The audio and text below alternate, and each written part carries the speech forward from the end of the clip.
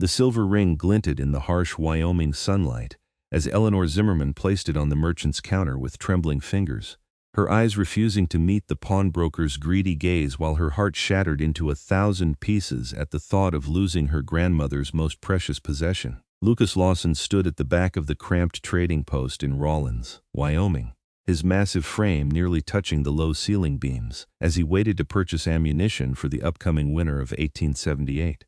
His shoulder-length dark hair was tied back with a leather cord, and his thick beard couldn't hide the strong jaw beneath.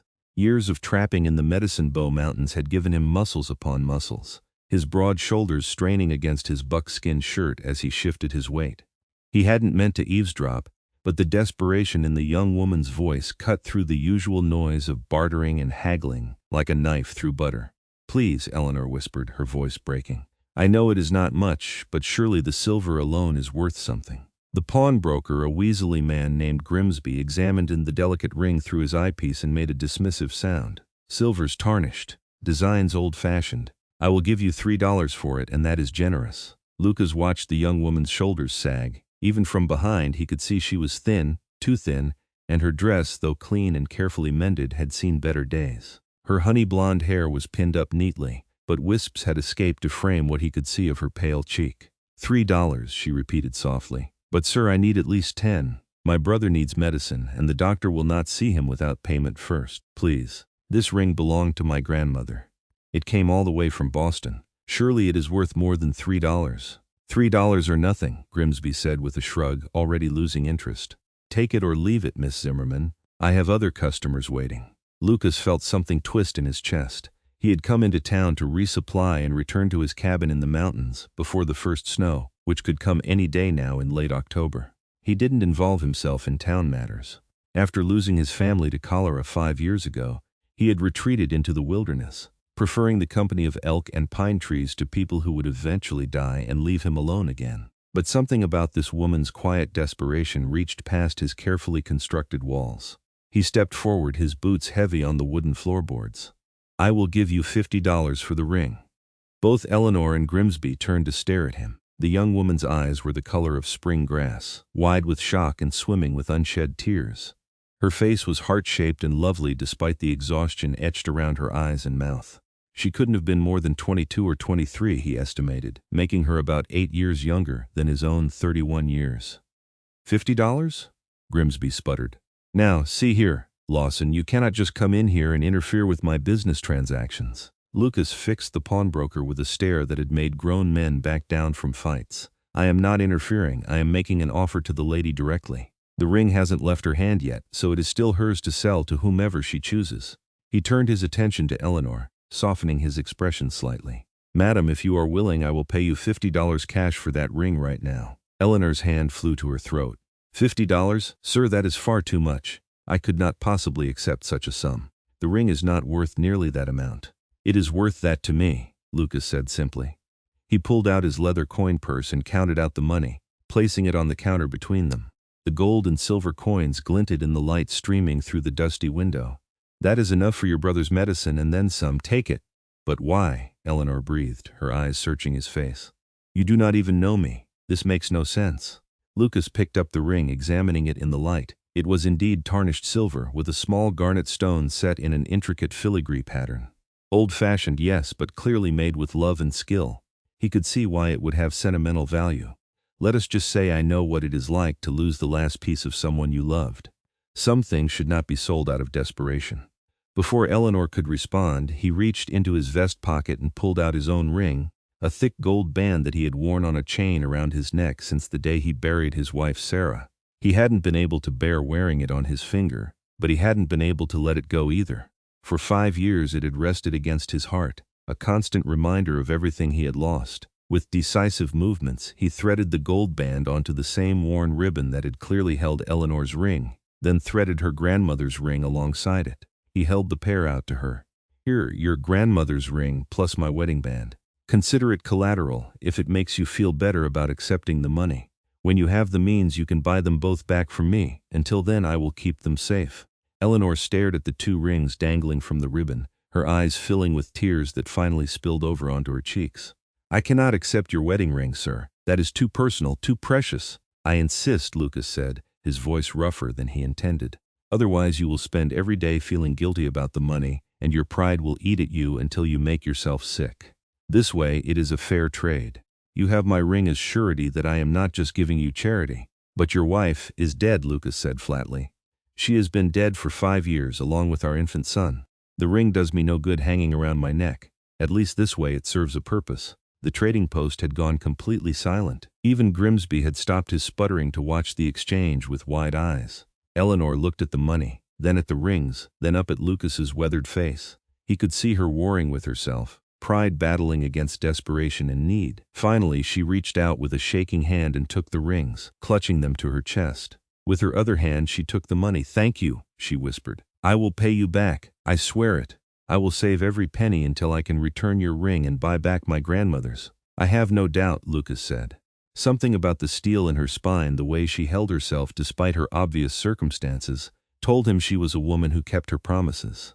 "Where can I find you when I come back through Rawlins?" "The boarding house on 3rd Street. I rent a room there with my brother Ethan. We have been here for 3 months since our wagon broke down on the way west. All our money went to fixing the axle, and then Ethan took ill with fever." The words tumbled out of her as if she needed to explain, to justify her circumstances. "We were heading to California where my uncle has a ranch, but now Ethan is too sick to travel, and I have been taking in laundry and mending to pay for our room and board. But it is not enough, it is never enough." And she broke off, pressing her free hand to her mouth as if to physically stop the flood of words. Lucas felt that twist in his chest again. She reminded him of a wild animal caught in a trap, desperate and struggling but trying so hard to maintain dignity. "Get your brother his medicine," he said gently. "That is what matters right now." Eleanor nodded, swiping at her tears with the back of her hand. Yes, you are right. I should go immediately." She looked down at the rings in her palm, then carefully slipped the ribbon over her head, tucking both rings beneath the collar of her dress where they would rest against her heart. The gesture was unconsciously intimate, and Lucas felt something stir in him that had been dead for a very long time. "Thank you, mister. I am sorry I did not catch your name properly." "Lucas Lawson. I trap in the Medicine Bow Range up past the North Ridge." "Mr. Lawson," she repeated, and he liked the way his name sounded in her soft voice. "I am Eleanor Zimmerman, and I promise you I will repay this debt." "I know you will, Miss Zimmerman." He tipped his hat to her. "Now go on. Your brother is waiting." She gave him one last searching look as if trying to memorize his face, then hurried out of the trading post with the money clutched in her hand. Lucas watched her go, admiring the straight set of her shoulders even in her distress. "Well," Grimsby said, breaking the silence. "That was quite the show, Lawson. Gone soft on us mountain men, have you?" Lucas turned to the pawnbroker with a look that made the smaller man take a step back. "I came here for ammunition, 3 boxes of rifle cartridges and 2 boxes for my revolver. And I will take 20 pounds of salt, 10 of sugar, and whatever coffee you have in stock. I want to be gone from this town before nightfall." "Right away, Mr. Lawson," Grimsby said hastily. "All business now. That will be quite a sum." "I have the money," Lucas said curtly. He did indeed have money, more than most people realized. 5 years of trapping had been lucrative, and he had nothing to spend it on but supplies. His cabin was simple, his needs few. The money just accumulated in a strong box under his floorboards, useless as old leaves. As Grimsby scurried around gathering his order, Lucas found his thoughts drifting to Eleanor Zimmerman. Those green eyes haunted him. There had been something in them, some spark of fire beneath the desperation, that called to something deep in his soul. He shook his head roughly. He was being a fool. He had done a good deed, nothing more. By tomorrow he would be back in his cabin, and Miss Zimmerman would just be a memory, like everything else from the world below. Except he couldn't quite convince himself of that. Eleanor ran most of the way to Dr. Morrison's house on the east side of town, the coins jingling in her pocket with every step. Her lungs burned and her side ached, but she didn't slow down until she reached the white picket fence surrounding the doctor's neat property. She paused at the gate, pressing a hand to her racing heart and the rings that now rested there. The metal was warm from her body heat, and she could feel both of them distinctly, her grandmother's delicate silver band and the thicker, heavier gold of Lucas Lawson's wedding ring. She still couldn't quite believe what had happened. $50.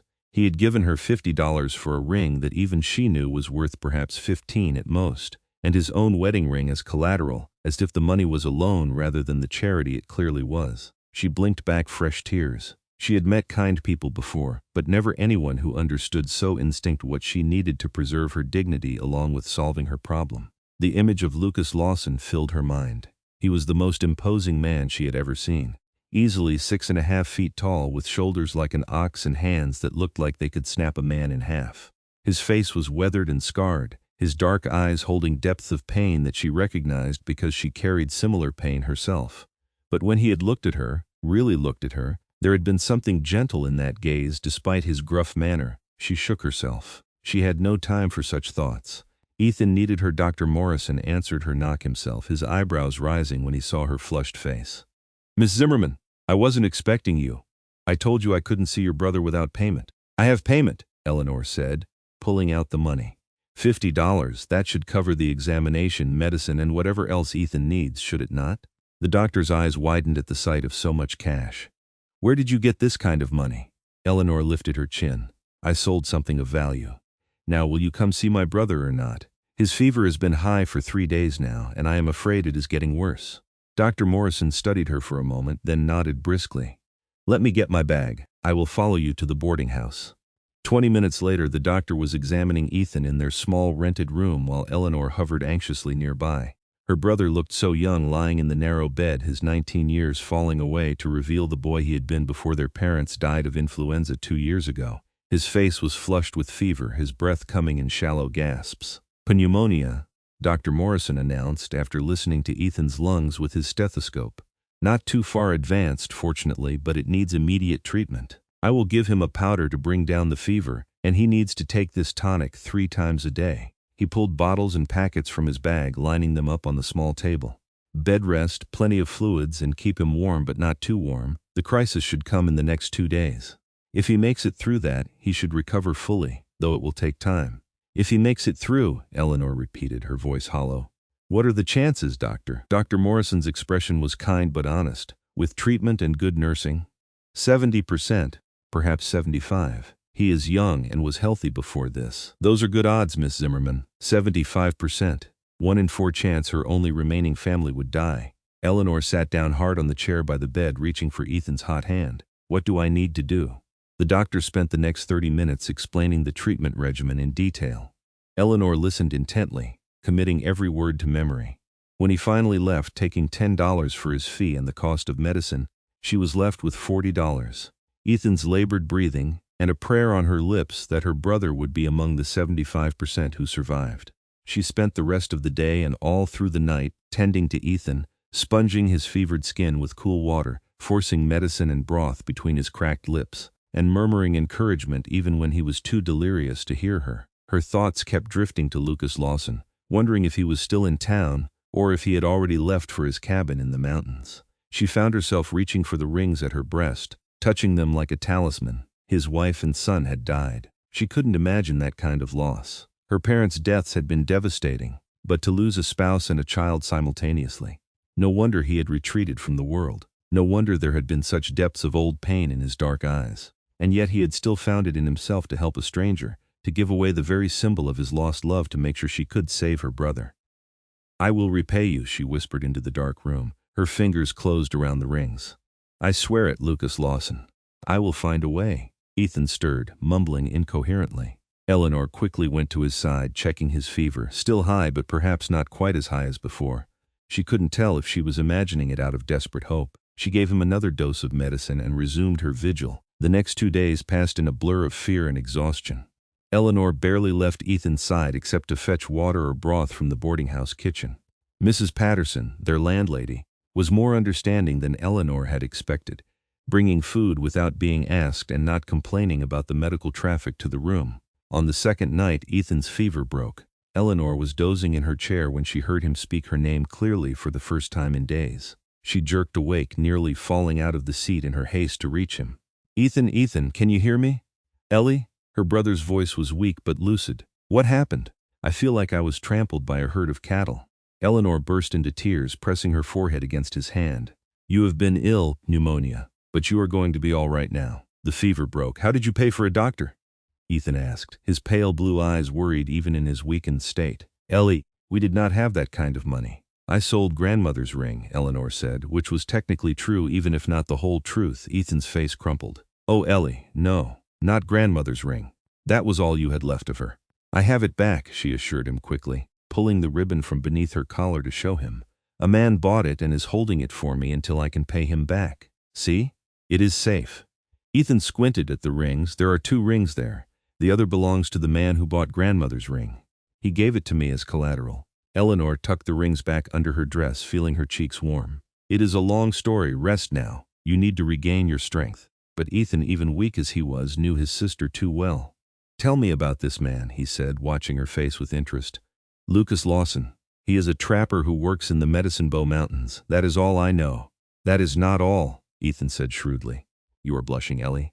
You never blush." "I am not blushing. I am just tired and warm from tending the fire." But Eleanor knew she was lying. Every time she thought of Lucas Lawson, something fluttered in her chest that had nothing to do with gratitude. "What does he look like?" Eleanor sighed, recognizing her brother would not let this go. "Very tall, very broad, strong, with muscles from years of physical labor, dark hair to his shoulders, dark beard, dark eyes, weathered face. He looks like he belongs in the mountains." "And you like him?" Ethan said with a small smile. "I do not even know him, Ethan. I spoke to him for perhaps 10 minutes total. Sometimes 10 minutes is enough." Eleanor shook her head, but she couldn't quite dismiss her brother's words. There had been something about Lucas Lawson, something that resonated with her on a level she couldn't explain. But it didn't matter. He was gone, back to his solitary life in the mountains, and she would probably never see him again except perhaps once, when she had saved enough money to repay the $50 and reclaim the rings. Except she found she didn't want to think about giving back his ring. The weight of it against her heart had become comforting, a reminder that there was still kindness in the world, still people who helped others without expecting anything in return. Over the next 3 weeks, Ethan slowly regained his strength. Eleanor used some of the remaining money to buy nutritious food to help his recovery, and she doubled her efforts with laundry and mending work to start repaying the debt she owed. Every penny she could spare went into a jar she kept hidden under a loose floorboard. November arrived with cold winds and the promise of snow. Dr. Morrison pronounced Ethan well enough to travel, though he advised waiting until spring rather than attempting the mountain passes in winter. Eleanor knew he was right, but the delay meant spending more money on room and board, money they didn't have. She was walking back from delivering a bundle of mended shirts to one of her clients when she saw a familiar massive figure outside the general store. Her heart jumped into her throat. Lucas Lawson looked even more imposing than she remembered, his buffalo coat making his already broad shoulders impossibly wider. He was loading supplies onto a pack mule, his movements efficient despite the bulk of winter clothing.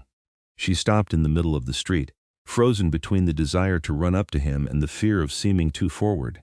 He looked up as if sensing her gaze and went completely still.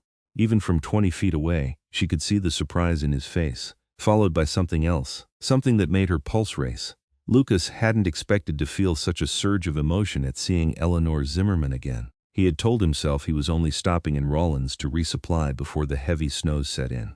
He hadn't admitted, even to himself, that he had hoped he might catch a glimpse of her.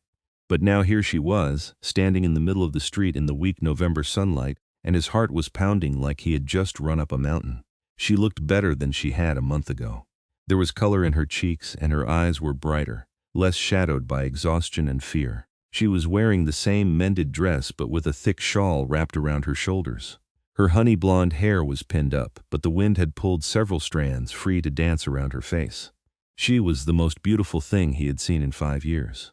He walked toward her slowly, not wanting to startle her. "Miss Zimmerman, it is good to see you. How is your brother?" Eleanor's face lit up with a smile that hit him like a physical blow. "Mr. Lawson, I did not expect to see you before spring. Ethan is much better, thank you. Dr. Morrison says he has made a full recovery. I am glad to hear it." Lucas stopped a respectful distance away, suddenly aware of how rough he must look compared to her neatness. "I came down for winter supplies. The first big snow will hit any day now." "Yes, everyone in town has been preparing." Eleanor hesitated, then reached up to pull the ribbon from beneath her collar. The 2 rings glinted in the sunlight. "I have been saving money to repay you. I have $8 so far." "It is not much, but keep it," Lucas interrupted. "I told you there was no hurry." "But there is," Eleanor insisted. "Every day I wear your ring, I feel the weight of the debt, and I imagine you must want it back. It belonged to your wife." Lucas looked at his gold wedding band hanging next to the delicate silver ring on the worn ribbon. "Honestly, Miss Zimmerman, I am not sure I do want it back. For 5 years I carried it around my neck, unable to let go but unable to bear wearing it either, It has been a weight around my heart, a constant reminder of everything I lost. Maybe it is time I let it go to someone who can make better use of it." Eleanor's eyes widened. "But Mr. Lawson, this is your wedding ring. You cannot simply give it away. Why not?" "My wife is dead. Our marriage ended the day I buried her. The ring is just metal, Miss Zimmerman. It is you who have given it new meaning by holding it as surety for your honor. That seems a better purpose than hanging around my neck gathering dust." "I do not understand you," Eleanor said softly, searching his face. "Why are you so kind to me? You do not know me at all." Lucas considered his answer carefully. "I know you love your brother enough to sell your most precious possession to save him. I know you have too much pride to accept charity, even when you desperately need it. I know you keep your promises. That is more than I know about most people after years of acquaintance." Eleanor bit her lip, a gesture he found far too appealing. "Will you at least let me buy you lunch? There is a decent restaurant on Main Street, and it is the least I can do to thank you properly for saving Ethan's life." Lucas should have said no. He should have made his excuses, finished loading his mule, and headed back into the mountains where he belonged. Instead, he heard himself saying, "I would like that very much." The restaurant was small and warm, with checkered tablecloths and the smell of roasting meat filling the air. They sat across from each other at a corner table, and Lucas felt absurdly nervous, like a boy on his first outing with a girl. It had been so long since he had shared a meal with anyone, let alone a woman who made his pulse race just by smiling at him. "Tell me about your brother," he said, partly because he genuinely wanted to know and partly because he needed to fill the silence before he said something foolish. "You said you were heading to California?" Eleanor nodded, her hands wrapped around a cup of hot tea. "Our parents died 2 years ago, and we lost the family farm to debt. My uncle, my father's brother, has a ranch in California and offered us a place. We sold everything we had left to buy a wagon and supplies for the journey. But our wagon broke an axle 3 days outside of Rawlins, and fixing it took most of our money. Then Ethan fell ill, and we have been stuck here ever since. Do you still plan to go to California?" "I do not know," Eleanor admitted. "Part of me thinks we should. Uncle James is the only family we have left, and he is getting older. He needs help running the ranch. But the journey is so dangerous, especially now with winter coming. And I confess I have grown somewhat fond of Rawlins. It is not much, but it feels more like home than anywhere has since we lost the farm." Lucas understood that feeling. "Where was your farm?" "Ohio, near Cincinnati. It was beautiful, with rolling hills and good soil. My father grew corn and wheat, and my mother kept chickens in a large garden." Eleanor's eyes grew distant with memory. "Ethan and I played in the creek that ran through the back 40 acres. We were happy there." "What changed?" "My father borrowed money to expand the farm, but there was a drought 2 years running. The crops failed, and he could not repay the loan. Then both our parents caught influenza in the same week, and they were gone within days of each other. The bank took the farm, and suddenly Ethan and I had nothing." She took a sip of tea, and Lucas saw her hand tremble slightly. "I was 21, Ethan was 17. We were so lost. If not for Uncle James's letter offering us a place, I do not know what we would have done." "That takes courage, starting over like that," Lucas said, loading everything into a wagon and heading west into the unknown. Eleanor looked at him with those green eyes that seemed to see straight through him. "You did the same thing, did you not? You lost your family and came to the mountains to start over." "I suppose I did," Lucas admitted, "though I was running away more than starting over." "What happened to them? Your wife and son, I mean. You said it was cholera?" Lucas felt the old familiar pain, but it was duller now, less sharp than it had been even a month ago. "Sarah and I had been married 3 years. We had a small homestead in Colorado near Denver. She got pregnant and we were so happy. But the birth was difficult and the baby was weak. He only lived 2 days. Lucas paused, remembering tiny fingers wrapped around his thumb, eyes that never quite focused, a cry that grew weaker with each passing hour. "Sarah developed childbed fever. She died 3 days after our son. I buried them together in a single grave." Eleanor reached across the table and took his hand. Her fingers were small and delicate compared to his massive calloused palm, but her grip was strong. "I am so sorry, Lucas." It was the first time she had used his given name, and the sound of it in her soft voice did something to his heart. "It was 5 years ago. I should be over it by now." "Grief does not work on a schedule," Eleanor said gently. "You loved them. That love does not just disappear because time passes. It changes, softens maybe, but it does not go away." Lucas looked down at their joined hands. "How did you get so wise at such a young age?" "I am 23, hardly a child, and I think pain makes us wise whether we want it to or not." She squeezed his hand once more, then withdrew, though he could still feel the warmth of her touch. "What is it like living alone in the mountains?" "Peaceful," Lucas said. Lonely sometimes, but mostly peaceful. I trap during the season, stockpile furs to trade in the spring. I hunt and fish for food. I have a good cabin, sturdy and warm. In the winter, when the snow is deep, I can go weeks without seeing another soul. That sounds wonderful, Eleanor said wistfully. I think I would like that. The solitude, I mean, not the loneliness. Although I suppose you cannot have one without the other. Their food arrived, and they ate companionably, the conversation flowing more easily now. Lucas found himself telling her things he had not spoken of in years: his childhood in Pennsylvania, his father's blacksmith shop, his decision to head west at 18 to find adventure. Eleanor told him about growing up on the farm, learning to can vegetables from her mother, helping her father with the harvest. The more they talked, the more Lucas realized how much he had missed this simple human connection with someone who understood loss and survival. Eleanor was not just beautiful. She was intelligent and strong, with a quiet determination that matched his own. She made him laugh with her dry observations about some of the more colorful characters in Rollins, and he found himself wanting to protect that spark of humor, to make sure nothing dimmed it. When they finally left the restaurant, the sun was sinking toward the mountains, and the air had turned bitterly cold. Eleanor shivered despite her shawl, and without thinking, Lucas shrugged out of his buffalo coat and draped it over her shoulders. It swallowed her small frame completely, and she looked up at him with surprise. "You will freeze," she protested. "I have been through worse," Lucas said. "Let me walk you back to the boarding house." They walked slowly through the darkening streets, Eleanor wrapped in his coat, their breath puffing white in the cold air. Lucas was intensely aware of her beside him, the top of her head barely reaching his shoulder. He had the irrational urge to pick her up and carry her, to shield her from the cold and everything else the world might throw at her. When they reached the boarding house, Eleanor reluctantly shrugged out of his coat and handed it back. "Thank you for lunch," she said. "Or rather, thank you for letting me buy you lunch to say thank you for everything else. I am getting confused." Lucas laughed, a rusty sound that surprised him. "I enjoyed it, Miss Zimmerman, more than I have enjoyed anything in a very long time." "Eleanor," she said, "if we are going to be friends, you should call me Eleanor." "Friends," Lucas repeated. He liked the sound of that. "Then you must call me Lucas." Eleanor said, trying it out. She smiled. "I like that better than Mr. Lawson." They stood there in the gathering darkness, neither quite wanting to say goodbye. Finally, Eleanor broke the silence. "When will you come back to town?" "Not until spring, most likely. The passes will be snowed in by next week. It will be April at the earliest before I can get through again." "April," Eleanor said, and he could hear the disappointment in her voice. "That is a long time." "Yes," Lucas agreed. His mind was racing. April was 5 months away. 5 months without seeing her, without hearing her voice or watching the way her eyes lit up when she smiled. The thought was intolerable. "Eleanor, He trailed off, not sure what he wanted to say. "Yes, would you write to me? I could give you directions to my cabin. The mail rider comes through once a month. Even in winter he could bring letters." Eleanor's face brightened. "I would love that." "Yes, please. I promise I will write."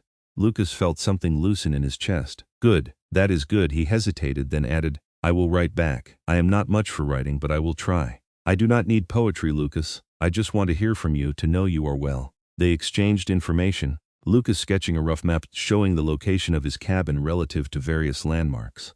Eleanor promised to have a letter ready within the week to catch the next mail rider. Finally, there was nothing left to say except goodbye. Lucas tipped his hat. "Stay warm, Eleanor. Take care of your brother. Stay safe in the mountains, Lucas. Watch out for bears and blizzards." He watched her go inside, her small figure disappearing into the warmth of the boarding house. Only then did he allow himself to acknowledge the truth he had been avoiding all day. He was falling in love with Eleanor Zimmerman. The realization should have terrified him. He had sworn after Sarah's death that he would never let anyone close enough to hurt him again. But somehow Eleanor had slipped past his defenses with her quiet courage and green eyes, and now the thought of not seeing her for 5 months was physically painful. Lucas walked back through the dark streets to where he had left his mule, his mind churning. He should head back to the mountains tonight, put distance between himself and these dangerous feelings. But instead, he found himself looking for a place to stay. There was an inn on the edge of town that catered to trappers and traders. He could stay one more night. See Eleanor one more time before he left. Make sure she was really all right. He was making excuses, he knew, but he couldn't quite bring himself to care. Eleanor watched from the window of her room as Lucas's tall figure disappeared into the darkness. Her heart was pounding, and she felt more alive than she had in months. She touched the rings through her dress, feeling their weight. That is him, is it not? Ethan said from his bed where he was sitting up reading. He looked much healthier now, his color good and his eyes clear.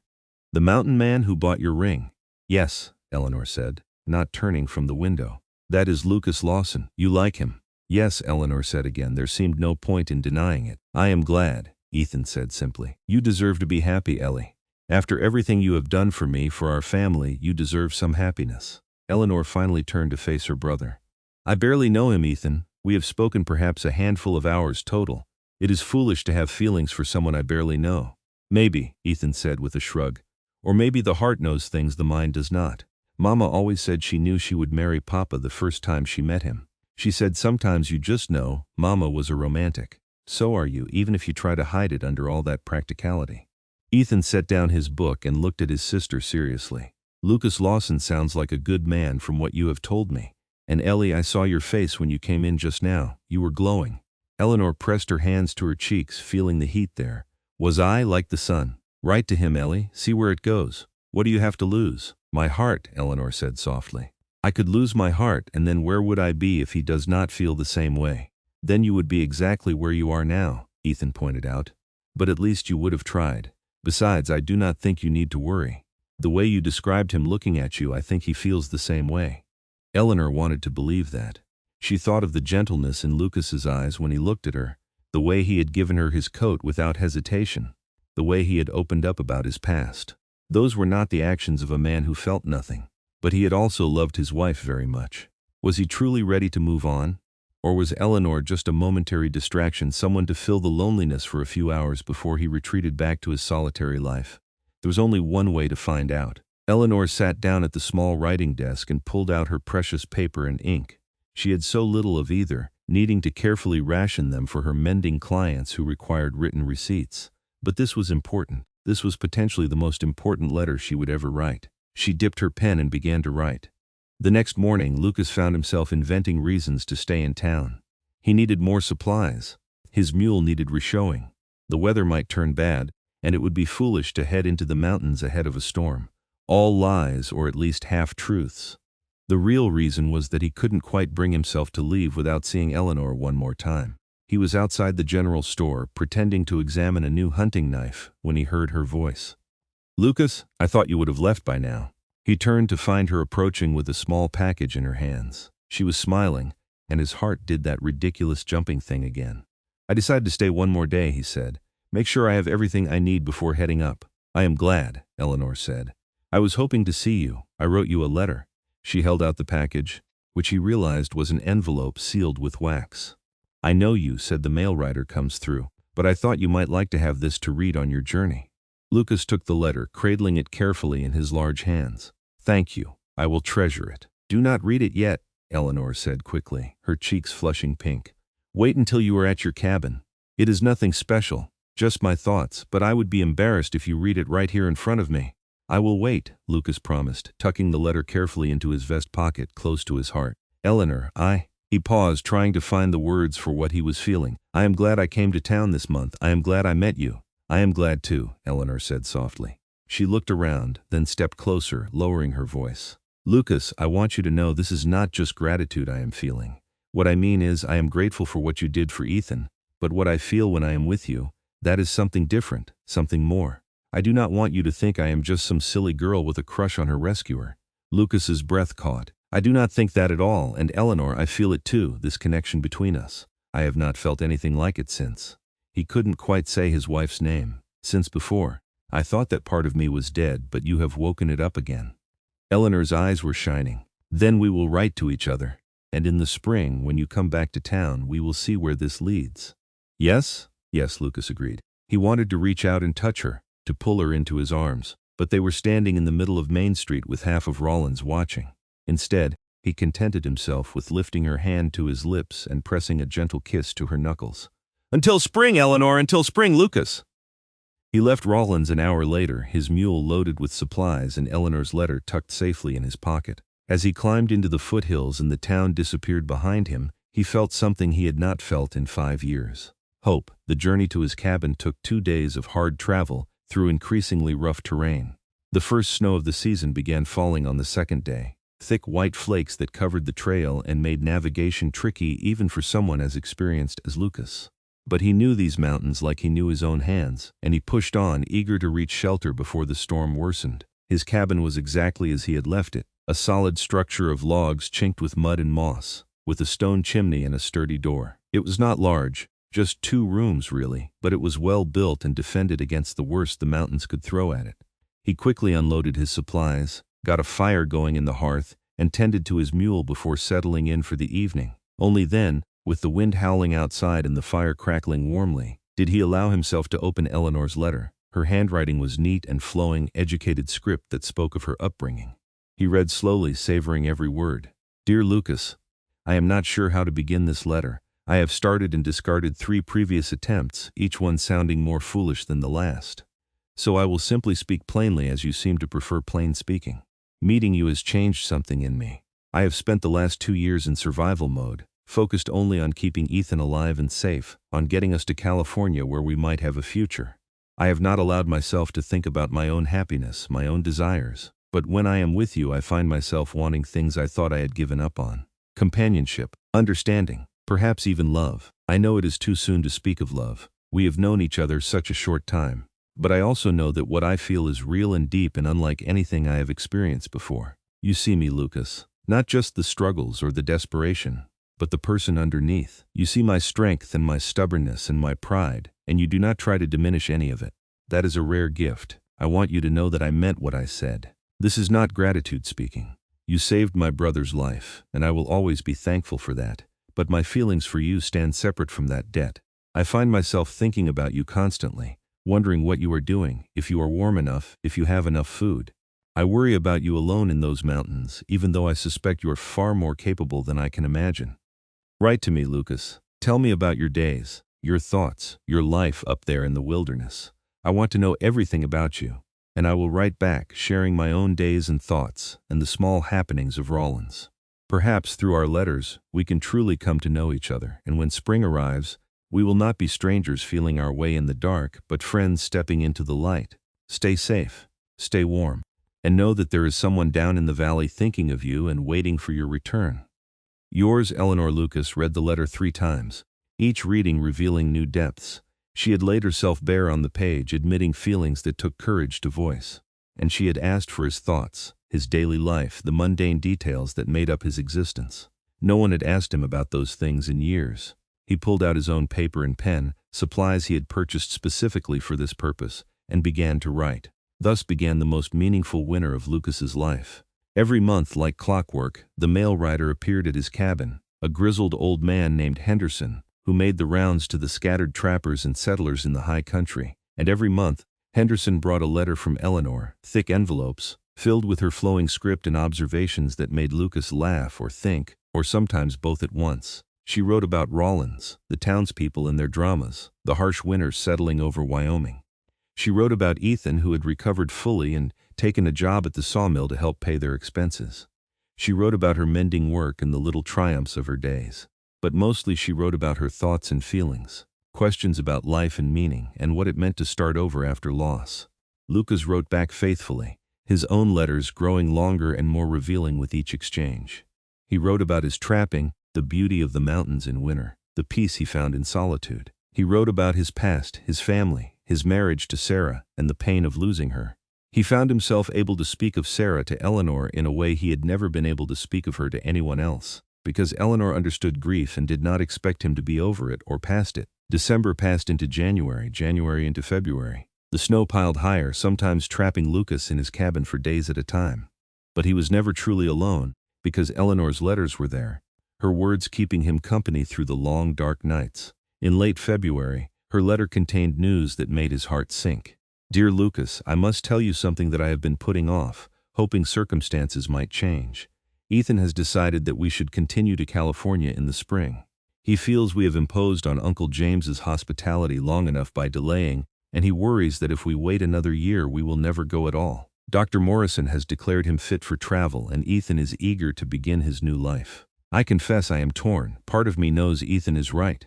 We came west with a purpose, and we should see it through. But another part of me, the part that has grown and blossomed through our correspondence, does not want to leave Rawlins, does not want to leave you. I know we have no formal understanding. You have made me no promises nor I you, beyond the promise to write and see where our feelings lead. But, Lucas, my feelings have led me to a place where the thought of putting 1,000 miles between us is unbearable. Yet I cannot abandon Ethan, not after everything we have been through together. He is my only family. I do not know what to do. I am writing to you because you are the only person who might understand this impossible choice. Do I follow my duty to my brother?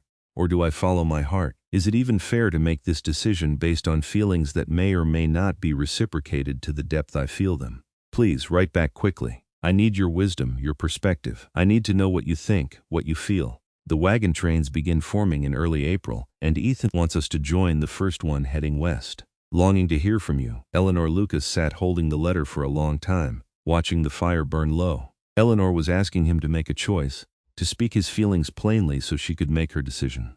It was only fair. He had known intellectually that she and Ethan were planning to go to California eventually. But somehow, through the winter of letters and growing intimacy, he had pushed that knowledge aside, letting himself imagine a future that might include her. Now that future was threatening to slip away unless he was brave enough to reach for it. He pulled out paper and began to write, his hand steady despite his racing heart. Dear Eleanor, your letter reached me today, and I will confess it has thrown me into turmoil. Not because I am uncertain of my feelings, but because I am suddenly terrifyingly certain of them, and that certainty demands I be honest with you in a way I have not been honest with anyone, including myself, in 5 years. I love you, Eleanor. I have loved you since that day in the trading post when you stood there with your chin up and your eyes full of tears, trying so hard to be brave. I loved you more when I bought you lunch and you told me your story without self-pity or false humility. And I have loved you with increasing depth through each letter, each revelation of your mind and heart. I know it is madness to love someone you have spent so little time with in person. I know it defies reason and logic, but I also know it is true. You have brought me back to life, Eleanor. You have given me a reason to look forward to spring, to think about the future instead of just existing day to day. You have made me believe that maybe, just maybe, I deserve a second chance at happiness. So here is what I think you should do. Come to me, not to California with Ethan, but here to the mountains. Not to visit, but to stay, to build a life with me. I am asking you to marry me, Eleanor. I know this is sudden. I know I should wait until spring to ask you properly, in person, with a ring and pretty words. But if Ethan is leaving in April, then I cannot wait. I need you to know my intentions now, so you can make your choice with all the information. If you say yes, if you choose me, then I will come down from the mountains as soon as the pass is clear. We will marry immediately if you wish, or we can have a proper courtship if you prefer. Whatever you need. And Ethan can still go to California knowing you are settled and happy, with a husband who will love and protect you for the rest of his days. I have a good cabin, warm and sturdy. I make a decent living from trapping. I can provide for you. You will not want for anything, though I will admit life in the mountains is not easy. The winters are harsh and the isolation is real. But if you can accept that, if you are willing to take a chance on a mountain man who loves you more than he thought possible, then I promise to spend every day of my life making sure you do not regret it. I know I am asking a lot. I am asking you to give up your plans, to stay in Wyoming instead of going to California, to tie yourself to a man you have only met a handful of times. But I also know that what we have is rare and precious, and if we let it slip away because of fear or doubt, we will regret it for the rest of our lives. The choice is yours, Eleanor, but know that whatever you decide, I will love you. If you choose California and your brother, I will understand and I will wish you well. It will break my heart, but I will survive. I have survived worse, but if you choose me, if you say yes to this unlikely proposal, then I promise to make you the happiest woman in Wyoming. I will send this letter with Henderson today and pray it reaches you before you make your final decision. If your answer is yes, write back immediately and I will come down as soon as I can get through the passes. If your answer is no, or if you need more time, write and tell me that too. Just please do not leave without giving me your answer. That much at least I need to know. With all my love, Lucas. P.S. I am enclosing something with this letter. When you open it, you will understand. Lucas folded the letter and sealed it, then pulled out the small leather pouch he had been working on all winter. Inside was a ring, carved from a piece of elk antler and polished to a smooth gleam. It had taken him weeks to get it right, carving carefully by firelight, sanding and polishing until it was perfect. Set into the antler was a small turquoise stone, one of the few precious items he owned, given to him years ago by a Shoshone trapper in trade for supplies. It was not a traditional wedding ring, but it was beautiful in its simplicity, and it was made with his own hands. He had poured all his hope and love into its creation, and now he tucked it carefully into the envelope with his letter. Henderson arrived the next day, right on schedule despite the fresh snow. "Got a letter for Miss Zimmerman?" the old man asked, his eyes twinkling knowingly. "You two have been writing back and forth all winter. Folks are starting to talk." "Let them talk," Lucas said, handing over the thick envelope. "How long until you make it back to Rawlins?" 3 days if the weather holds, 4 if it does not." Henderson studied Lucas's face. "This is an important letter, is it not?" "The most important one I have ever written." Henderson nodded slowly. "I will make sure it gets to her safely. You have my word." "Thank you." Lucas pressed extra coins into the old man's hand. "For your trouble." After Henderson left, Lucas found he could not settle. He paced his cabin, started projects and abandoned them, stared out at the snow-covered peaks. He had laid his heart bare on paper and sent it down the mountain. Now all he could do was wait. The next 3 weeks were the longest of his life. Eleanor was mending a shirt by lamplight when Mrs. Patterson knocked on her door. "Miss Zimmerman?" "The mail rider just came through. He said he had something for you and it could not wait until morning." Eleanor's heart leaped. She set down her sewing and hurried to the door. Henderson stood in the hallway, snow dusting his shoulders, holding a thick envelope. "From Mr. Lawson," he said, handing it over. "He said it was urgent." Eleanor took the letter with trembling hands. "Thank you, Mr. Henderson. Please, come in and warm yourself by the fire." But Henderson shook his head. "Got other deliveries to make before the night is through." "But Miss Zimmerman, whatever that letter says, I hope it is what you want to hear. Lawson is a good man." Eleanor waited until he had gone before breaking the seal. Ethan had fallen asleep already, his soft snores coming from the other side of the thin curtain that divided their room. Eleanor sat down in her chair, her hands shaking so badly she almost could not unfold the pages. Then she began to read. By the time she reached the end, tears were streaming down her face. Lucas loved her. He wanted to marry her. He was asking her to stay, to build a life with him in the mountains. It was everything she had hoped for and been too afraid to ask. With trembling fingers, she opened the small pouch and drew out the ring. It was beautiful, clearly handmade, the antler smooth as silk and the turquoise stone catching the lamplight. She slipped it onto her finger and it fit perfectly, as if it had been made specifically for her hand. Which, she realized it had been. Lucas had spent his winter carving this ring for her, pouring his hope and love into every cut and polish. The thought made her cry harder. "Ellie?" Ethan's sleepy voice came from behind the curtain. "Are you all right? Why are you crying?" Eleanor wiped her eyes and stood up, going to her brother's bedside. "Lucas wrote to me. Ethan, he asked me to marry him." Ethan sat up, instantly awake. "He what?" Eleanor handed him the letter and watched as her brother read it through, his expression shifting from surprise to understanding to approval. "Well," Ethan said when he finished, "that is quite a proposal. What are you going to say?" "I do not know," Eleanor said, which was not quite true. Her heart knew exactly what it wanted to say, but her mind was more cautious. "Ethan, if I say yes, you would have to go to California alone. I would not be there to help you or Uncle James." "Ellie," Ethan said gently, taking her hand. "I am 19 years old. I am fully recovered from my illness. I am perfectly capable of making the journey to California and helping Uncle James run his ranch. You do not need to take care of me anymore, but we are family. We are all we have left." "That is not true anymore, is it?" Ethan squeezed her hand. "If you marry Lucas, you will have him, and I will always be your brother, whether you are in Wyoming or California. Distance does not change that. You truly would not mind? If I stayed here while you went west? Mind? Ellie, I would be thrilled. I have been worried sick about you, about what would happen to you in California. Uncle James is a good man, but he is old and set in his ways. And I know you would end up being his housekeeper and nurse. That is not the life you deserve. But Lucas, from everything you have told me and everything in this letter, Lucas will give you the life you deserve. A real partnership, love, a chance to be happy." Eleanor looked down at the ring on her finger. "It is so fast, we barely know each other. Then you will spend the rest of your lives getting to know each other better," Ethan said practically.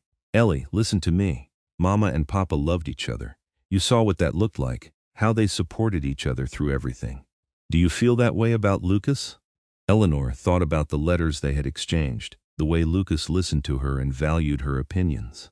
She thought about the way her heart raced when she saw him, the way she felt understood in his presence. "Yes," she whispered. "I do." "Then say yes," Ethan said firmly. "Write back tonight and tell him yes, and I will handle Uncle James. I will write to him explaining that you have married and settled in Wyoming. He will understand." Eleanor threw her arms around her brother, hugging him tight. "When did you get so wise?" I learned from my very wise older sister, Ethan said with a laugh. Now go write your letter. The sooner you send it, the sooner Lucas can come down from his mountain and make an honest woman of you. Eleanor did not need to be told twice. She sat down at her desk and began to write, her hand flying across the page. Dear Lucas, yes, yes, yes, 1,000 times yes. I love you too. I have loved you since you placed your wedding ring alongside my grandmother's and trusted me with your grief. I have loved you through every letter, every revelation of your heart, and I will love you for all the days of my life. Come down from the mountains as soon as you can. I will be waiting. We will marry as soon as you arrive, with Ethan as our witness. I am not a woman who needs a long engagement or a fancy wedding. I just need you. The ring is perfect. It fits as if it was made for me, which I suppose it was. I am wearing it now and I will not take it off until you replace it with a wedding band. Or perhaps I will keep wearing it. It is too beautiful to put away. Ethan gives us his blessing. He says he will go to California in April as planned, but he is happy knowing I am settled and loved. I think he is relieved actually. He has worried about me for so long, and now he can stop worrying and start living his own life. I am not afraid of the isolation or the harsh winters. I am not afraid of the hard work. The only thing I fear is that this might all be a dream and I will wake up to find none of it is real. But the ring on my finger tells me it is real. Your words tell me it is real. My heart tells me it is real. Come quickly, my love. I am waiting. Forever yours, Eleanor. She sealed the letter and took it to Henderson's lodgings that very night, paying him extra to ensure it reached Lucas as quickly as possible. Then she went back to her room and sat awake until dawn, too excited and nervous to sleep, turning the ring on her finger and imagining her future. Lucas received Eleanor's answer 5 days later. He read the single word yes and let out a whoop of joy that echoed across the mountains and startled a herd of elk half a mile away. He read the rest of the letter 3 times, scarcely believing his luck, then immediately began preparations to descend to Rawlins. The passes were still treacherous with snow, but Lucas was motivated and experienced.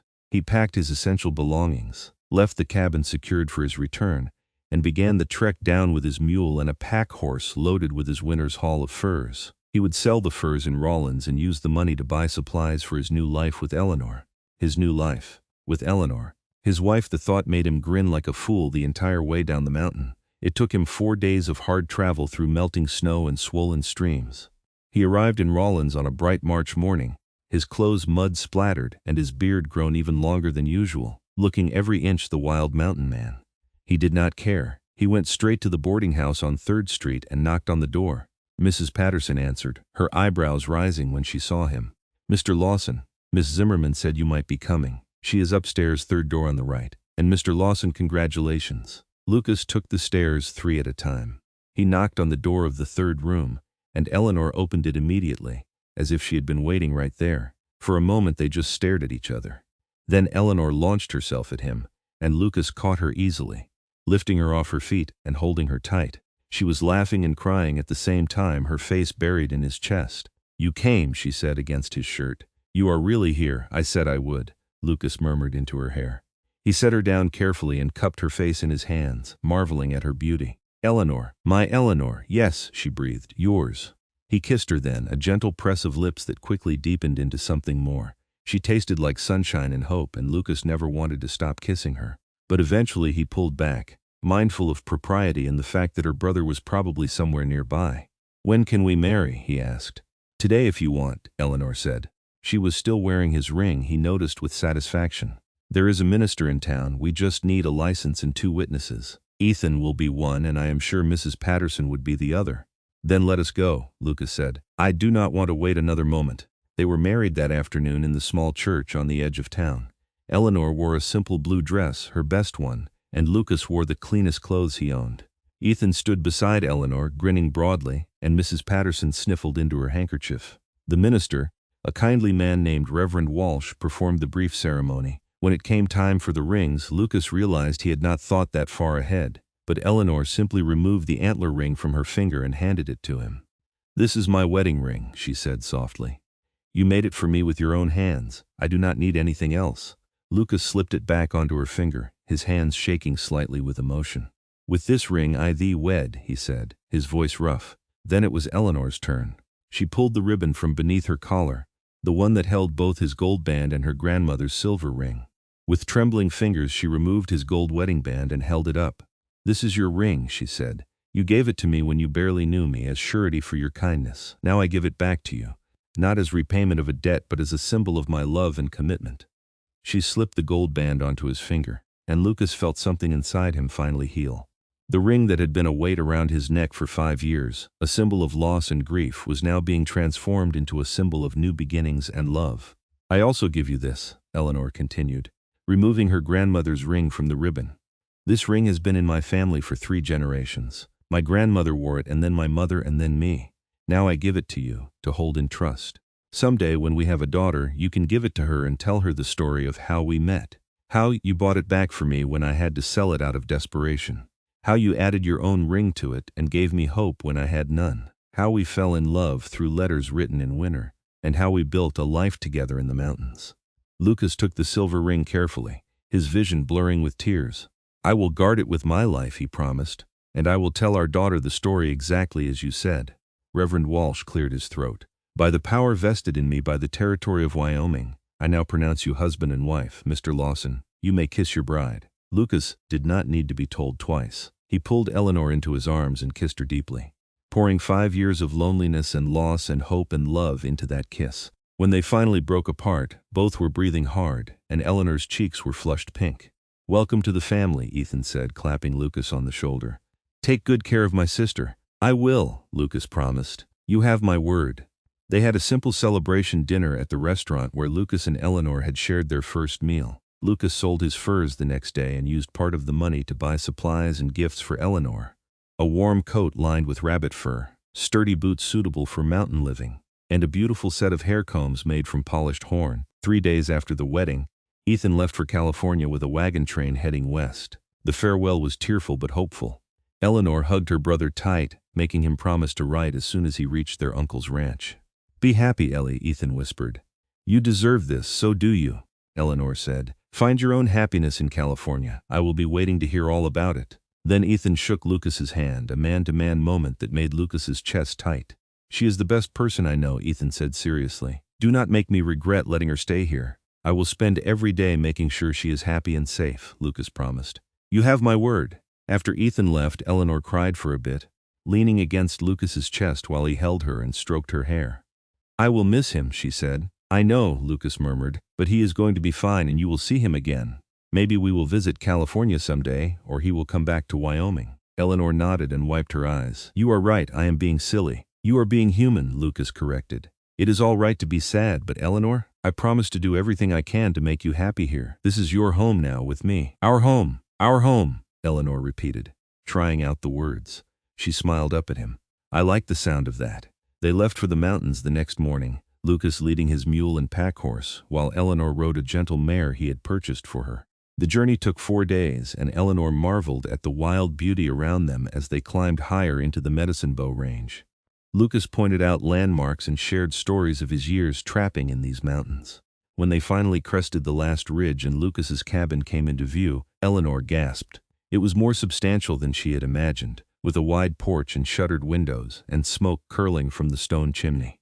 "You have been up here to light the fire?" she asked. "Henderson came up yesterday to air out the place and get it ready," Lucas admitted. "I wanted it to be warm and welcoming when I brought you home." Home. Eleanor felt tears prick her eyes again. She had not had a real home since they lost the farm in Ohio. But looking at the sturdy cabin nestled among the pines, she felt something settle in her chest. This was home now. Lucas helped her down from the mare and led her inside. The cabin was simple but comfortable, with a large main room that served as kitchen and living area, and a smaller bedroom off to the side. There was a loft accessible by a ladder used for storage. The furniture was handmade but well crafted, and everything was clean and organized. "It is not fancy," Lucas said, sounding uncertain, "but it is solid and warm. I can add on another room if you like, build a bigger porch, whatever you want." Eleanor turned to him, placing her hands on his broad chest. "It is perfect, Lucas. Truly. This is more than I ever hoped for." Relief washed over his face. "I am glad. I want you to be happy here." "I am happy," Eleanor said, and meant it. "I am exactly where I want to be." That night they consummated their marriage, Lucas gentle and patient despite his obvious desire. He took his time learning her body, making sure she felt pleasure before seeking his own.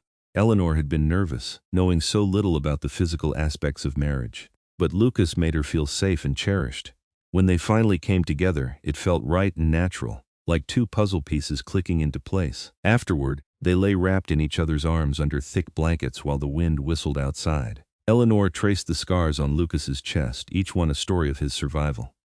"Tell me about these," she said softly. Lucas covered her hand with his. "That one is from a bear years ago. I got between a mother and her cub by accident. That one is from a knife fight with a drunk trapper who thought I was stealing his territory. This long one is from a tree branch that caught me during a fall." "You have lived through so much," Eleanor murmured. "You are so strong." "I am strong because I had to be," Lucas said. "But Eleanor, I am tired of just surviving. I want to live again with you." "Then we will live," Eleanor promised. "We will build a beautiful life together up here in these mountains. And we will be happy." They were happy. The months that followed were the happiest Lucas had known since before Sarah's death. Eleanor took to mountain life with a resilience that amazed him. She learned to cook over the fireplace, to preserve meat and vegetables for winter, to identify edible plants and dangerous animals. She helped him with the trapping, skinning furs and preparing them for sale. She was tireless and cheerful, even when the work was hard and the days were long. But more than that, she filled the cabin with light and laughter. She sang while she worked, told stories in the evenings, and made love to him with a passion that left him breathless. She was his partner in every sense of the word, and Lucas found himself falling more deeply in love with her every single day. Summer turned to autumn, and Eleanor's letters from Ethan brought news that he had reached California safely and was settling in well at their uncle's ranch. The letters were full of descriptions of the California landscape and stories of ranch life. Ethan sounded happy, which made Eleanor happy. In October, Eleanor realized she was pregnant. She told Lucas one evening after dinner, her voice trembling with a mixture of excitement and fear. "I am going to have a baby. In the spring, I think. Late April or early May." Lucas froze, his mind immediately going to Sarah and the baby they had lost. The joy of a child warred with terror at the thought of losing Eleanor the way he had lost his first wife. Eleanor saw the fear in his eyes and took his hands. "I am not Sarah," she said gently but firmly. "I am healthy and strong, and Lucas, we are going to have a child, a baby, our baby. Are you not happy?" Lucas pulled her into his arms, holding her tight. "I am terrified," he admitted. "But yes, I am happy. So happy, Eleanor. I just cannot bear the thought of losing you." "You will not lose me," Eleanor promised. "I am not going anywhere." Lucas tried to believe her. As the months passed and Eleanor's belly grew round with their child, his fear warred with joy.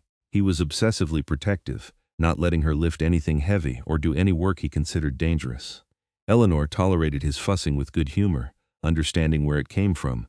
In late February, with the baby still 2 months away, a massive blizzard hit the mountains. Snow piled higher than Lucas had ever seen, trapping them in the cabin for nearly 3 weeks. Supplies ran low, and Lucas began to worry. If the baby came early during another storm, he would not be able to get Eleanor down to Rawlins for proper medical care. "Stop worrying," Eleanor said, watching him pace yet again. "The baby will come when the baby comes, and we will manage. Women have been having babies in worse conditions than this for thousands of years. That does not make me feel better." Eleanor got up from her chair with some difficulty, her belly making movement awkward, and wrapped her arms around Lucas's waist. "I love you. I love this baby. We are going to be fine. You have to trust that." Lucas held her close, breathing in the scent of her hair. "I am trying." As it turned out, Eleanor was right to be calm. The blizzard finally broke in mid-March, and the snow began to melt. By early April, the passes were clear enough for travel. Lucas took advantage of a string of clear days to make a quick trip down to Rawlins to resupply, and more importantly, to convince Dr. Morrison to come up to the cabin before the baby arrived. The doctor was reluctant at first, but Lucas's desperation and a generous payment convinced him. Dr. Morrison arrived at the cabin in mid-April and set up camp in the loft, prepared to stay until after the baby was born. "I am fine," Eleanor kept insisting, embarrassed by all the fuss. "This is completely unnecessary." "Humor me," Lucas said. "I need the doctor here, for my peace of mind if nothing else." Eleanor finally agreed, recognizing this was something Lucas needed to heal from his past trauma. The baby, a healthy boy with his mother's green eyes and his father's dark hair, was born on April 28, 1879. The labor was long and difficult, and there were moments when Lucas thought his heart would stop from fear, but Eleanor proved as strong as she had promised. Dr. Morrison pronounced both mother and baby healthy, collected his fee, and headed back down to Rawlins 2 days later. Lucas held his son in his massive hands, marveling at how tiny and perfect he was. "What should we name him?" he asked Eleanor, who was resting in bed, exhausted but glowing. "I was thinking we could name him after my father," Eleanor said. "James, but call him Jamie," Lucas repeated. He looked down at his son. "Jamie Lawson, I like it." Over the next weeks, Lucas fell completely in love with fatherhood. He had been terrified that having another son would be too painful, that he would only see his lost baby when he looked at Jamie. But Jamie was his own person, loud and demanding and full of life. And Eleanor was thriving, recovering quickly from the birth and taking to motherhood with the same competence she brought to everything else. The fear that had gripped Lucas for 9 months finally began to ease. Eleanor had been right. She was not Sarah. Their story was different. They were going to be all right. Summer came, warm and bright. Lucas took Eleanor and Jamie down to Rawlins for a brief visit in late June. The whole town turned out to see the new baby, and Mrs. Patterson declared Jamie the most beautiful child she had ever seen. They stayed 3 days, long enough for Eleanor to resupply and send letters, and then returned to their mountain home. The years that followed were full and happy. Jamie grew into a sturdy, curious toddler who loved exploring the forest with his father. When he was 2, Eleanor became pregnant again, and this time Lucas was only nervous rather than terrified. Their second child, a daughter they named Sarah after Lucas's first wife, was born in March of 1882. She had her father's dark eyes and a temperament as fierce as a wildcat. Lucas gave baby Sarah her great-grandmother's silver ring the day she was born, threading it onto a small ribbon to hang around her neck. "When you are older," he told his infant daughter, "I will tell you the story of how this ring brought your mother and me together. And when you are grown and ready to marry, you can wear it as your own." 2 years later, Eleanor gave birth to twin boys, Thomas and William, who kept the household in constant chaos with their energy and mischief. The cabin, which had once been so quiet and lonely, was now filled with noise and laughter and the sounds of children playing. Lucas added rooms to the cabin as their family grew, building a larger bedroom for him and Eleanor and a loft space that the boys shared. He taught his children to trap and hunt, to respect the mountains and the animals that lived there. Eleanor taught them to read and write, using books she ordered from back east and cherished like gold. Every winter, letters came from Ethan in California. He had married a woman named Maria, the daughter of a neighboring rancher, and they had 2 children of their own. He wrote about ranch life and encouraged Eleanor to visit, but with small children, the journey was too difficult. They promised to make the trip when the children were older. In the summer of 1887, when Jamie was 8, Sarah was 5, and the twins were 3, Eleanor discovered she was pregnant again. This time, Lucas just laughed and kissed her soundly. "How many children are we going to have?" he asked. "As many as God sees fit to give us, apparently," Eleanor said with a wry smile. "Do you mind?" "Eleanor, every child we have is a blessing. This family, this life, it is more than I ever dreamed possible. How could I mind?" Their 5th child, another daughter named Margaret, was born in February of 1888.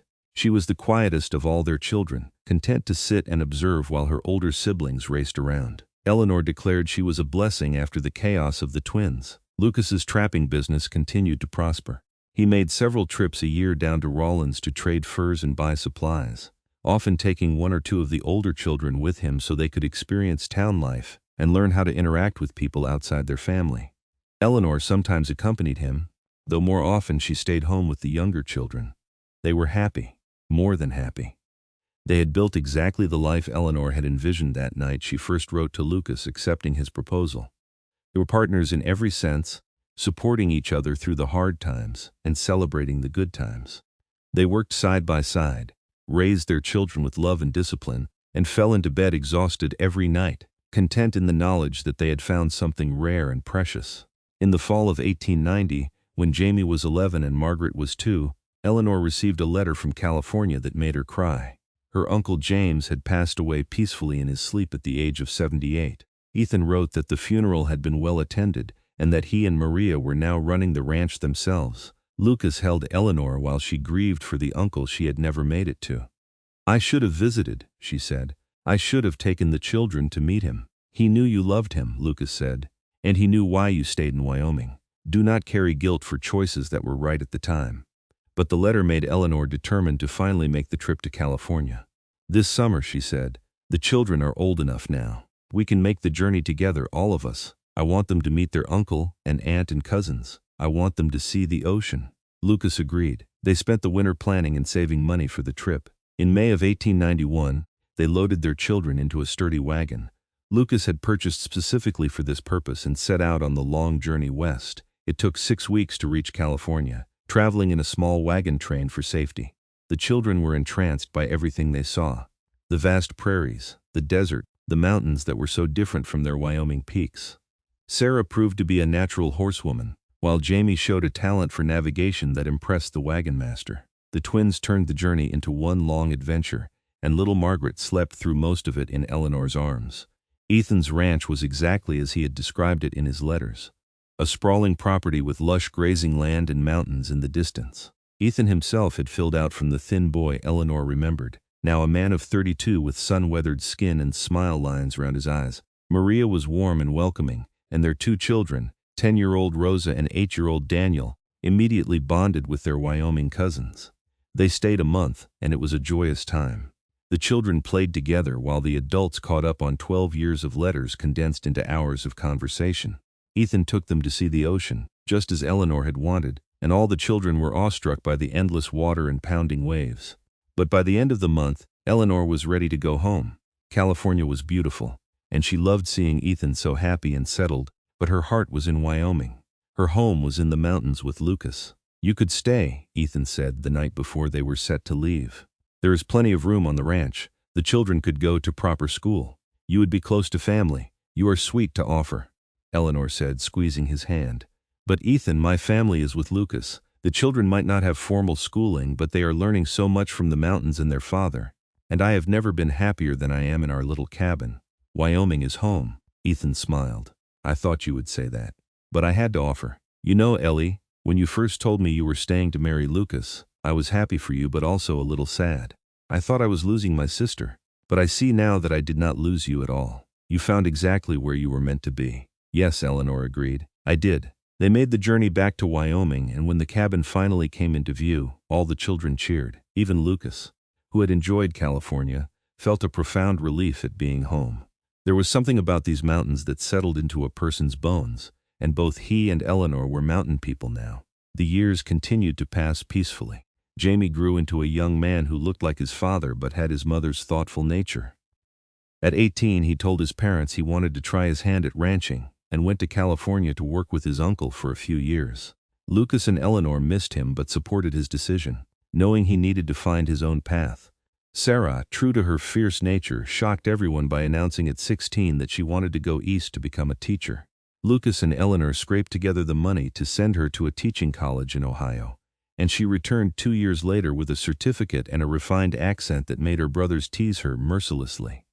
She took a position at the school in Rawlins, boarding in town during the week and coming home on weekends. The twins, Thomas and William, stayed close to home, taking over more and more of the trapping from their aging father. They were inseparable, finishing each other's sentences and working together with the kind of efficiency that only came from knowing someone your whole life.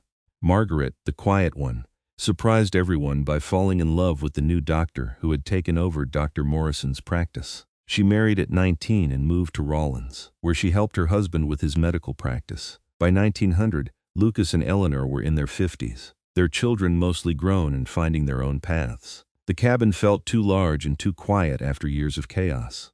But they had each other, and that was enough. One evening in late autumn, they sat on the porch watching the sun set over the mountains. Eleanor was wrapped in a blanket, her honey blonde hair now streaked with silver, and Lucas had his arm around her shoulders. His beard was almost entirely gray now, and his body bore the marks of a hard life, but his dark eyes were still sharp and full of love when he looked at his wife. "Do you ever regret it?" Lucas asked suddenly. "Staying here instead of going to California?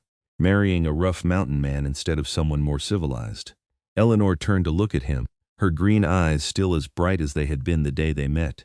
"Not for one single moment, Lucas. You gave me the life I was meant to have. You gave me love and partnership and 5 beautiful children. You gave me a home and a purpose. How could I possibly regret any of that?" "I just want to make sure you are happy," Lucas said. "You deserve to be happy." "I am the happiest woman in Wyoming," Eleanor declared. "In the whole world, probably. I have everything I could possibly want." She paused, then smiled.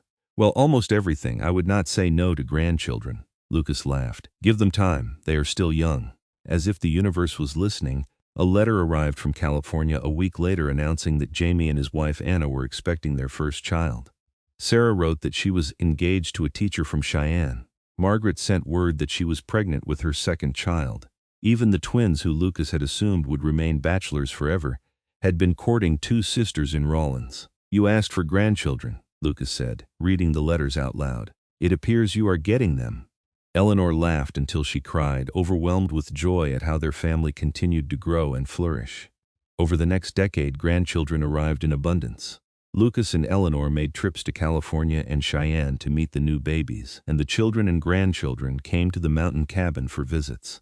The cabin was once again filled with noise and laughter, though now it was the next generation learning to trap and hunt and appreciate the wild beauty of the Medicine Bow Range. In the winter of 1911, Lucas fell ill with pneumonia.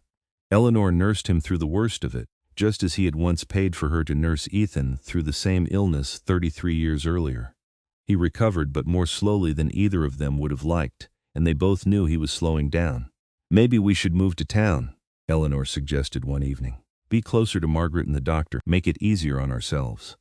But Lucas shook his head. "I will die in these mountains, Eleanor. I came here broken and alone, and you made me whole again. This place is part of me, I cannot leave it." Eleanor understood. She felt the same way. So they stayed with their children, taking turns visiting to help with the work and make sure they were managing.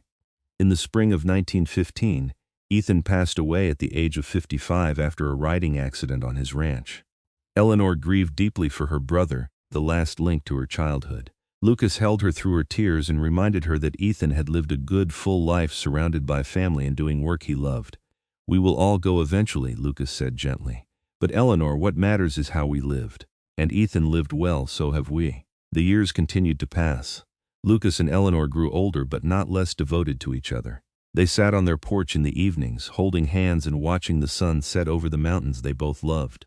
They told stories to their grandchildren about how they met, about the silver ring and the gold wedding band, about letters written through a long winter, and a love that had sustained them through 40 years of marriage. On a bright summer morning in 1920, at the age of 62, Eleanor woke up in Lucas's arms and did not wake up again. Her heart simply stopped peacefully and without pain. Lucas, 70 years old and still strong despite his age, held her body and wept like a child. The family gathered for the funeral. All 5 children, now middle-aged themselves, and a multitude of grandchildren. They buried Eleanor on a hillside overlooking the cabin, with a view of the mountains she had loved. Lucas insisted on carving her headstone himself, working for weeks to get the words exactly right. When it was finally placed, it read simply, "Eleanor Zimmerman Lawson, 1858-1920. Beloved wife, mother, grandmother." She chose love and never regretted it. Lucas lived another 5 years, tended by his children who took turns staying with him. He spent his days walking the mountain trails, trapping a little, and talking to Eleanor as if she was still beside him. He told her about the grandchildren's accomplishments, about the letters from California, about how the mountains looked in different seasons. On a cold November morning in 1925, Thomas found his father sitting in his favorite chair on the porch, wrapped in blankets and looking out at the mountains. He had passed peacefully in the night, a slight smile on his weathered face. They buried him next to Eleanor, and his headstone read, "Lucas Lawson, 1844-1925. Mountain man, husband, father, grandfather. He bought her grandmother's ring and gave his heart in return."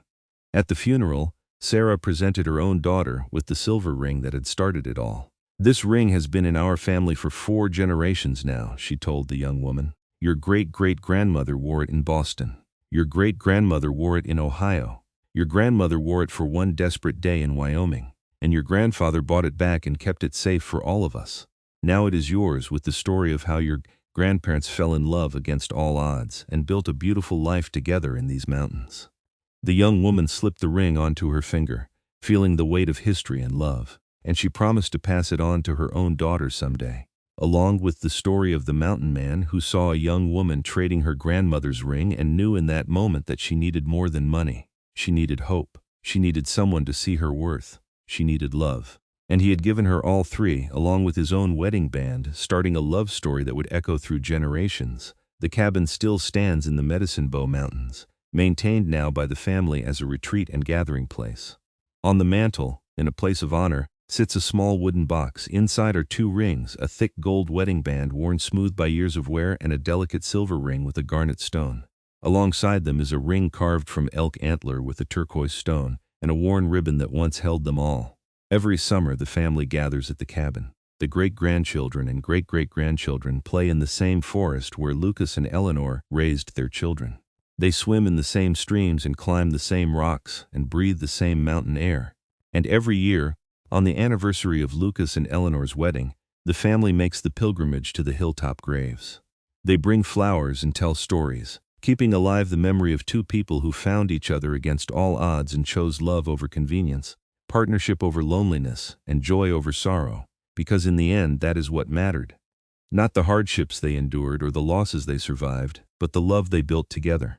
A love that started with a desperate woman trading her grandmother's ring and a lonely man who saw beyond her circumstances to the strong, beautiful soul beneath. A love that lasted a lifetime and beyond, echoing through the generations in the stories they tell, the values they hold, and the silver ring that still gets passed down to new brides, carrying with it the legacy of Eleanor and Lucas Lawson, the mountain man and the woman he saved, who saved him right back. And they lived, truly lived, happily ever after.